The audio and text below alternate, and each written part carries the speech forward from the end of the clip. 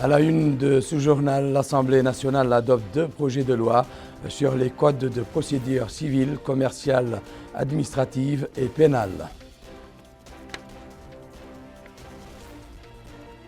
Inauguration d'un centre de santé à Arafat au profit de la police, renfermant diverses spécialités médicales.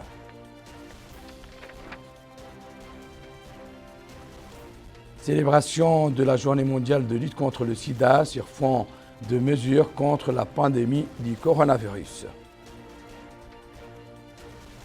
Mesdames, Messieurs, bonsoir. Merci de nous rester fidèles. Bienvenue à cette édition du journal, une édition que nous commençons par l'actualité parlementaire, une actualité marquée par l'adoption de l'Assemblée nationale de 2 projets de loi, le premier modifiant et abrogeant certaines dispositions du Code des mesures civiles, commerciales et administratives, et le second modifie et complète certaines dispositions de la loi pénale. Abderrahman Hameden nous fait le compte-rendu de cette plénière.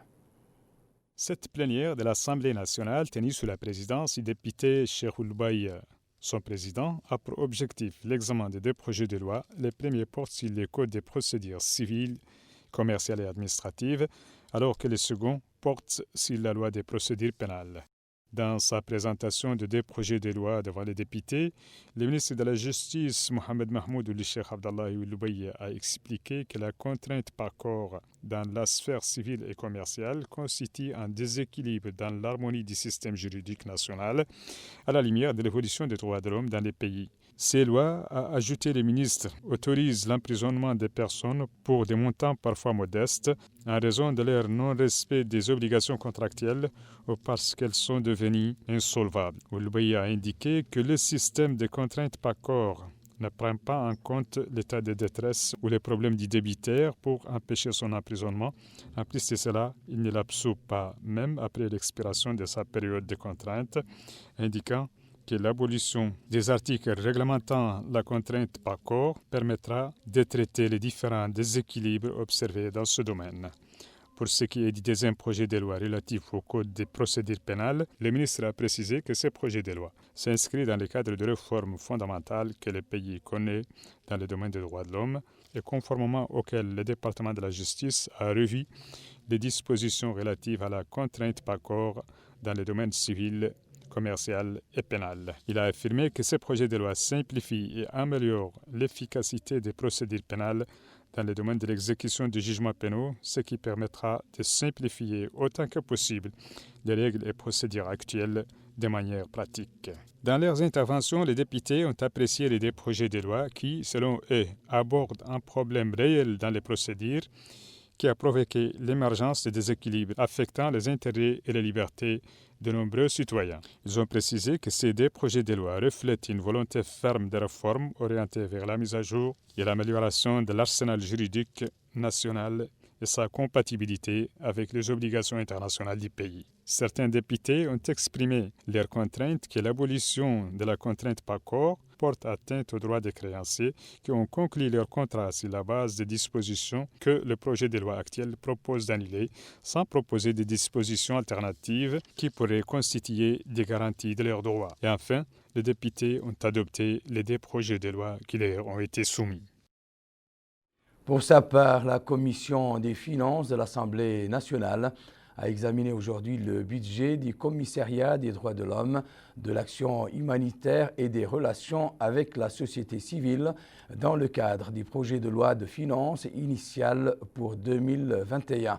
Ce budget que le commissaire aux droits de l'homme, à l'action humanitaire et aux relations avec la société civile a détaillé devant la Commission s'élève à plus de 1,5 milliard d'ouguiya MRO.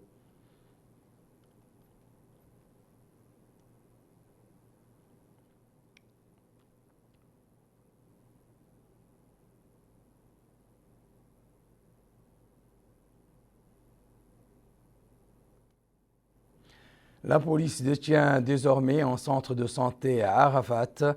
Il a été inauguré par le ministre de l'Intérieur et de la décentralisation, Mohamed Salem Oulmerzoug, à l'occasion des festivités commémoratives du 60e anniversaire de l'indépendance nationale. Le centre renferme la quasi-totalité des spécialités médicales.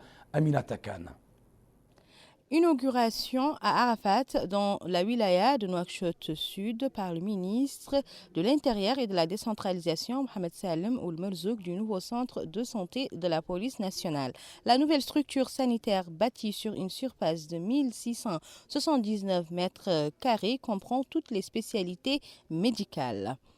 Dans un mot prononcé pour la circonstance, le directeur général de la Sûreté nationale, le général de division, Misrar Oulsidi, a souligné l'intérêt de cette formation sanitaire, fruit d'un partenariat entre la Direction générale de la Sûreté et la Direction générale des services sanitaires des forces de l'ordre, indiquant que cette nouvelle infrastructure va sans nul doute apporter une nouvelle main-d'œuvre qualifiée pour alléger les souffrances des populations.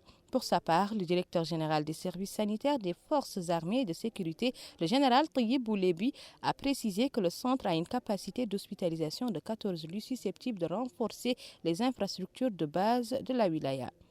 Après la cérémonie officielle, la délégation a visité les différents pavillons qui composent cette nouvelle infrastructure sanitaire.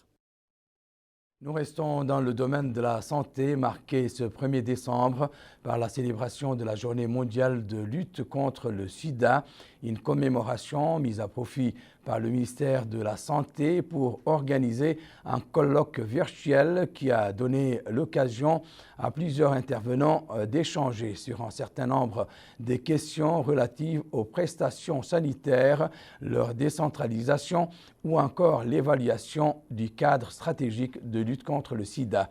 Aminata Khan.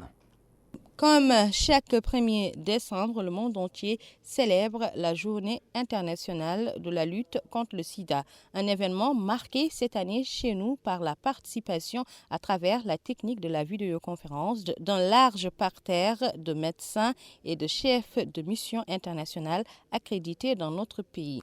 Les échanges ont été axés sur les différents problèmes de santé associés au virus du sida qui constitue l'un des grands défis de santé publique au monde.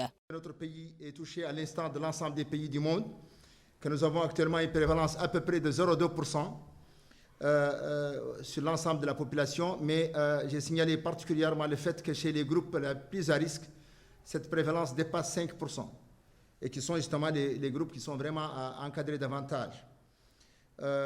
J'ai rappelé que la stratégie qui évolue depuis la fin des années 80 a déjà pu détecter 9400 personnes vivant avec le VIH, donc bien sûr une partie est décédée, et qu'actuellement nous avons 3500 qui sont suivis à travers les programmes de prévention, de dépistage et de prise en charge. Mettre à l'échelle la riposte au sida, comment mettre à l'échelle le dépistage pour qu'il soit accessible à tous et partout, mettre à l'échelle la prise en charge dans toutes les structures de santé, elle est légère, elle est facile à faire. Ces éléments, c'est un défi dans le cadre d'un système de santé qui est en train d'être renforcé actuellement. Nous savons tous les défis que nous vivons avec le renforcement du système de santé. Le quatrième défi, qui n'est pas le moindre, c'est comment s'assurer de disposer de données sur les comportements de ces groupes qui sont plus à risque pour eux-mêmes, mais qui continuent aussi à être des foyers pour la pandémie. Comment nous pouvons connaître davantage leur comportement pour mieux les aider à changer les comportements. Les différents intervenants ont mis en exergue l'impérieuse nécessité d'intensifier les efforts pour éradiquer cette maladie et sensibiliser les citoyens à la connaissance des méthodes de prévention et des comportements en risque, en plus de l'importance de l'inclure dans les plans de santé et de développement du secteur. La célébration de la Journée mondiale de lutte contre le sida a été placée cette année sous le thème « La solidarité internationale, la responsabilité de tous ». À cette occasion, le secrétaire exécutif de la lutte contre le sida a, au cours d'une visioconférence, passé en revue les activités exécutées cette année, lesquelles ont porté, entre autres, sur le financement du recensement démographique et sanitaire par le biais d'un mémorandum d'entente avec l'OMS et la programmation des activités prévues permettant la gestion des approvisionnements et des stocks, le renforcement des compétences et l'appui aux structures sanitaires. Ajouter à ces actions la prise en charge des centres de santé mobiles pour le suivi des malades du VIH-Sida, le démarrage d'activités au profit de franges à risque dans les wilayas, renfermant des structures de santé de prise en charge de malades du sida.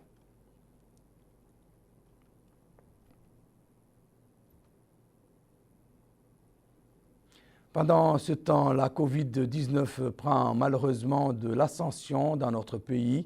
En atteste le nombre de nouveaux cas enregistrés ces dernières 24 heures qui ont dépassé la centaine, a déclaré ce soir le directeur de l'information stratégique et de la surveillance épidémiologique dans le point de presse quotidien du ministère de la Santé. Pour la situation épidémiologique durant les dernières 24 heures, nous avons enregistré 109 nouveaux cas, dont 26 parmi les contacts et 83 cas communautaires. 0 cas importés. Les guérisons étaient au nombre de 32. Et heureusement, on n'a pas enregistré dans les dernières 24 heures de décès. Le cumul des cas depuis le début de la pandémie est de 8 710, dont 7 718 cas contacts et 809 cas communautaires. 183 cas importés. Le cumul de guérison est de 7 764 depuis le début de la pandémie et malheureusement 177 décès ont été enregistrés depuis le début de la pandémie. Nous avons aujourd'hui 769 cas actifs, dont 712 cas asymptomatiques, 45 avec des symptômes légers et malheureusement 12 avec des cas critiques. Pour la distribution sur les Muqata'a, durant les dernières 24 heures, nous avons enregistré 2 nouveaux cas à Ayoun, 1 à Medredra, 2 à Nouadhibou, 21 au Ksar, 1 nouveau cas à Sabkha, 58 à Tavraghzine, 3 à Dar Naïm, 6 nouveaux cas à Tayart, 3 nouveaux cas dans la Muqata'a de Toujounine, 5 à Arafat, 3 à El-Mina et 4 nouveaux cas à Riyad. Nous avons réalisé dans les dernières 24 heures 746 tests, dont 709 tests de diagnostic et 37 tests de suivi. Distribués sur 441 TDR et 268 PCR. Le cumul de tests depuis le début de la pandémie est de 104 875, dont 88 611 tests de diagnostic et 16 246 tests de suivi. 1562 tests étaient de TDR et 11 049 étaient de PCR. L'actualité nationale marquée également ce jour par une cérémonie de distribution de prix et d'attestation aux lauréats de la compétition organisée par le Haut Conseil de la jeunesse au profit des jeunes talents. Cette première édition a été centrée sur la culture dans le sens large du terme. Mohamed Khattab. L'ancien palais de congrès de Nouakchott a abrité aujourd'hui une cérémonie de remise des prix de la première édition de la compétition culturelle du Haut Conseil de jeunesse pour les jeunes talentueux, organisée par la Commission Culture, Sport et Loisirs. L'occasion pour le ministre de l'Enseignement supérieur, de la Recherche scientifique et des technologies de l'information et de la communication, porte-parole du gouvernement, M. Sidi Ould Salim. Il a noté que c'est un honneur pour lui de soutenir le Haut Conseil de la jeunesse, qui reste un cadre important de développement de la jeunesse et sa sensibilisation, dont il a suivi le parcours culturel, sachant que la culture réside dans l'acquisition des connaissances, que ce soit en fréquentant l'école, mais pas que.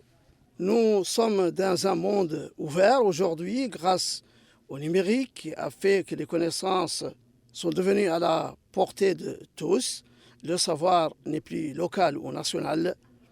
parce que le monde est désormais un seul village planétaire par son ouverture d'esprit, son ouverture linguistique et comportementale. Cette compétition culturelle, selon ses organisateurs, vise à encourager les jeunes dans leurs innovations culturelles et le réveil de leur sens patriotique. Pour le président du Haut Conseil de la jeunesse, il a rappelé que cette institution est avant tout une structure consultative au service de la jeunesse. Le président de la commission culture, sports et loisirs, Diakité Cheikh Seck, a quant à lui souligné l'importance de cette compétition, indiquant les volets qu'elle traite, à savoir la littérature, le théâtre, le cinéma, la peinture. Des prix et des attestations d'encouragement ont été distribués aux lauréats et aux participants, ainsi qu'au jury.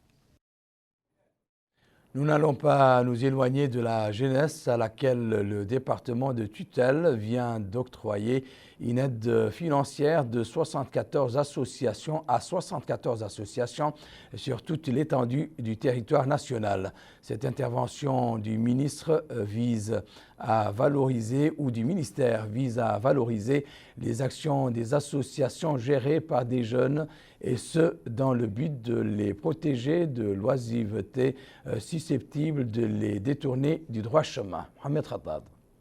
Décliner la nouvelle stratégie du ministère de l'Emploi, de la Jeunesse et des Sports pour appuyer les fédérations des jeunes, en particulier celles des quartiers périphériques, mais aussi soutenir les projets des fédérations et clubs, notamment de formation dans leurs diverses activités, en plus de soutenir la candidature du président de la Fédération de football de la République islamique de Mauritanie, la FFRIM, au poste de président de la Confédération africaine de football. Tels étaient les thèmes abordés aujourd'hui par le ministre de l'Emploi, de la Jeunesse et des Sports, M. Talib Sid Ahmed, lors d'une rencontre le réunissant avec les présidents des fédérations, clubs et associations sportives. Et le ministre de faire remarquer qu'à chaque fois qu'il sort faire du sport dans le quartier Riyad où il habite, il est interpellé par les associations des jeunes qui sont très actives, les formateurs qui les encadrent, les occupants à jouer au foot, au basket, et donc que ces associations des jeunes jouent un rôle important dans la société. L'autre point, précisera le ministre, qui mérite un plus grand écho, est la candidature de la Mauritanie à la présidence de la Confédération africaine de football. Je cite, comme vous le savez, l'un des fils du pays, Ahmed Ould Yahya, qui est là, est candidat à la présidence de la Confédération africaine de football. Et notre famille sportive se doit de se lever comme un seul homme pour le soutenir, le faire réussir, en faisant entendre sa voix que la Mauritanie a un candidat compétent pour ce poste prestigieux. De son côté, le président de la Fédération de football de la République islamique de Mauritanie, Ahmed Ould Yahya, il a remercié les hautes autorités du pays pour avoir porté leur soutien à sa candidature. Je cite, « Je suis reconnaissant pour ce soutien du gouvernement mauritanien, car sans cela, et surtout sans le soutien personnel du président de la République, je ne me serais pas porté candidat. Je suis donc candidat à ce poste par et grâce à leur soutien, qui est un soutien actif et palpable. » Fin de citation. Le conseiller chargé des sports au niveau du ministère a quant à lui précisé que la nouvelle stratégie vise à appuyer ces associations sportives qui sont sur le terrain dans les quartiers périphériques et les projets que les fédérations et clubs ont déposés ou qui concernent le ministère dans le domaine des sports. Enfin, les représentants des fédérations, clubs et associations sportives ont salué cette nouvelle stratégie du ministère visant à leur apporter son soutien à travers le financement de projets de développement du sport qui concrétisent leurs ambitions et en font des acteurs qui contribuent au développement de leur pays par leurs propres moyens. Le président de l'Union nationale du patronat mauritanien a affirmé que les prix du blé ont connu ces derniers jours une augmentation significative de l'ordre de 15% par rapport au prix précédent. Mohamed Zain Al-Abidine ou le Cheikh Ahmed a fait cette révélation à l'occasion de la réunion de la Fédération des boulangeries et pâtisseries et des acteurs du secteur. Parmi les décisions prises par la fédération, celle de ne pas augmenter le prix du pain. Abdul Adamaba. Les locaux de l'Union nationale du patronat mauritanien ont abrité ces rencontres de la Fédération des boulangeries et pâtisseries et des acteurs de ce secteur homonyme. De ces réunions, les voies et moyens permettant de stabiliser le prix du pain qui a connu une hausse ces derniers jours. En plus, au cours de ces réunions, les problèmes auxquels les acteurs de ce secteur sont confrontés ont été abordés. Elle a eu lieu en présence des différents membres de la Fédération des boulangeries et pâtisseries. Mohamed Zain Abdin Oulchi Ahmed, président de l'UNPM, a affirmé qu'une commission a été constituée afin d'étudier les problèmes de ce secteur et de les soumettre au pouvoir public. Il a ensuite affirmé que le blé a connu une hausse de l'ordre de 15% et a appelé à œuvrer afin que cela ne se répercute pas sur le coût du pain. Mohamed Oulhanvi du bureau de l'Union nationale des boulangeries a affirmé que parmi les problèmes qui ont été posés figure l'appui à apporter pour le coût de la farine, les coûts de l'électricité, entre autres. Nous allons à présent nous rendre à Nema, capitale du Hod el-Sharqi, où un certain nombre de citoyens ont organisé aujourd'hui une marche en reconnaissance des derniers engagements du président de la République en faveur des couches démunies. Des marcheurs ont émis le vœu que ces mesures englobent en plus un plus grand nombre de citoyens.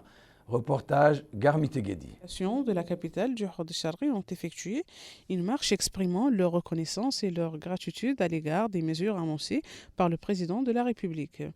Le centre de la ville a été le point de départ de cette marche à destination des locaux de la wilaya.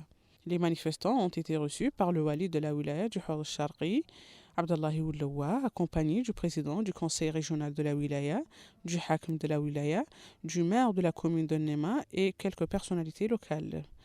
La valorisation et la reconnaissance des décisions prises par le président de la République à l'occasion du 60e anniversaire de la fête de l'indépendance était le principal message de cette marche. Ce citoyen, au nom des retraités de la wilaya du Hod el-Sharqi, a exprimé sa reconnaissance pour cet humble geste et son soutien au président de la République. Les veuves, les personnes à besoins spécifiques, les aides-soignantes, les agents de santé ont exprimé à leur tour leur gratitude pour ces décisions prises à leurs égards. La valorisation des dernières réalisations du président de la République vis-à-vis des populations vulnérables, selon les citoyens du Hod el-Sharqi, concrétise ses engagements à l'accomplissement du programme Ta'ahoudati. Et dans la capitale voisine du Hod el-Gharbi, les kiosques ont débuté la vente du matériel didactique au niveau de toute la wilaya.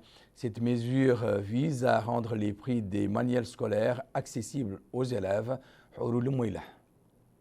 L'Institut pédagogique national a décidé d'ouvrir le 1er décembre les kiosques sur l'ensemble du territoire national. Le directeur régional de l'Institut pédagogique national, M. Sidi Mohamed Oulamar, a indiqué que l'opération de vente de manuels scolaires au niveau du Hod el-Gharbi a été lancée aujourd'hui dans toutes les muqata'a de la wilaya et les stocks de manuels scolaires couvrent 80% des besoins. La gérante de kiosque, Mme Aïcha Mtmouissa, a déclaré être heureuse de pouvoir procurer à ses enfants des manuels scolaires à tout de l'ouverture de l'année. Les populations ont réagi favorablement à l'ouverture des kiosques. Nous clôturons ce journal par la ville de Nouadhibou qui a fait ses adieux au repos biologique. Après la pêche artisanale, c'était au tour aujourd'hui de la pêche industrielle de reprendre la mer profonde. Une reprise qui s'est déroulée sur fond de mesures préventives contre la pandémie du coronavirus. Abdul Adamaba. Après 2 mois d'arrêt biologique, l'heure est à la reprise pour le secteur de la pêche industrielle à Nouadhibou au sein du port de cette ville. Les marins s'apprêtent à retourner en haute mer pour cette campagne qui vient de débuter. Ce marin précise qu'il est en train de préparer la reprise de la pêche industrielle. Il a ensuite affirmé qu'ils sont en train de se munir des équipements nécessaires afin de se rendre en haute mer. Il a enfin souligné qu'il dispose environ de 24 marins à bord de son équipage. L'arrêt biologique prévu cette année au cours du mois d'octobre et de novembre a été largement suivi. Ainsi, dans le cadre de ces reprises, le secteur des pêches s'est déployé afin d'assister les acteurs. Mohamed Ould Zahav, représentant de la direction maritime au niveau de la wilaya d'Ahl Nouadhibou, a souligné que le secteur des pêches a pris toutes les mesures d'ordre organisationnel et juridique pour s'assurer que la reprise a été bien suivie. Dans ce cadre, une circulaire a été rendue publique. Quant au président de la Fédération nationale de la pêche secteur industriel, Mohamed Ould Sidi Ali, il a quant à lui indiqué que dans le cadre de la lutte contre la Covid-19, des mesures ont été prises pour que ces reprises se déroulent. Plus de 5000 marins nationaux sont ainsi concernés dans le cadre de cette opération de reprise de cette activité. La fin de cette édition, le rappel des principaux titres. L'Assemblée nationale adopte 2 projets de loi sur les codes de procédure civile, commerciale, administrative et pénale.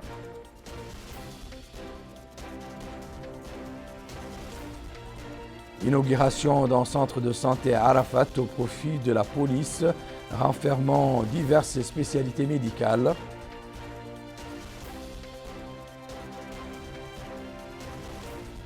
Célébration de la Journée mondiale de lutte contre le sida sur fond de mesures contre la pandémie du coronavirus.